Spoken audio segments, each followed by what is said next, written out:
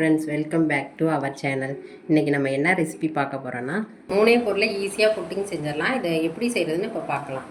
இது பண்ணுறதுக்கு ஒரு 3 முட்டை எடுத்துக்கலாம். கூடவே கொஞ்சமாக வெனிலா எசன்ஸ் ஊற்றிக்கலாம். வெனிலா எசன்ஸ் இல்லைன்னா ஒரு பிஞ்சு ஏலக்காய் பொடி கூட சேர்த்துக்கலாம், நல்லாயிருக்கும்.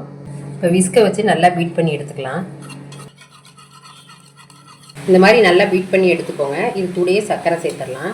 சர்க்கரை வந்து நான் 150 கிராம் சேர்க்குறேன். இப்போ இதையும் நல்லா கலந்து விட்டுக்கலாம். இப்போ நல்லா பீட் பண்ணி எடுத்தாச்சு. இது கூடயே காய்ச்சி ஆற வச்ச பால் ஒரு 1/4 லிட்டர் சேர்த்துக்கலாம். இப்போ இதையும் நல்லா கலந்து விட்டுடலாம். நான் வந்து பாக்கெட் பால் தான் சேர்த்துருக்கேன். உங்களுக்கு பசும்பால் கிடைச்சாலும் சேர்த்துக்கோங்க. தண்ணி ஊற்றாமல் நல்லா காய்ச்சிக்கோங்க. நல்லா கலந்து விட்டாச்சு. இப்போ நம்ம எந்த பாத்திரத்தில் செய்கிறோமோ அந்த பாத்திரத்தில் மாற்றிக்கலாம். தண்ணியை நல்லா கொதிக்க வச்சிடலாம். அது மேலே ஒரு ஸ்டாண்ட் வச்சுருங்க. இதுக்கு மேலே நம்ம செஞ்சு வச்சதை எடுத்து இது மேலே வச்சிடலாம். இப்போ இதை ஒரு பிளேட் வச்சு டைட்டாக க்ளோஸ் பண்ணிக்கலாம்.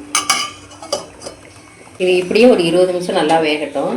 20 நிமிஷம் ஆயிடுச்சு. இப்போ எடுத்துடலாம்.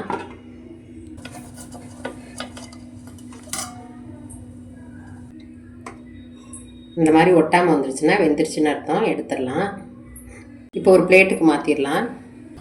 ஓரங்கள்லாம் எடுத்து விட்டுட்டு இப்போ பிளேட்டுக்கு மாற்றிக்கலாம்.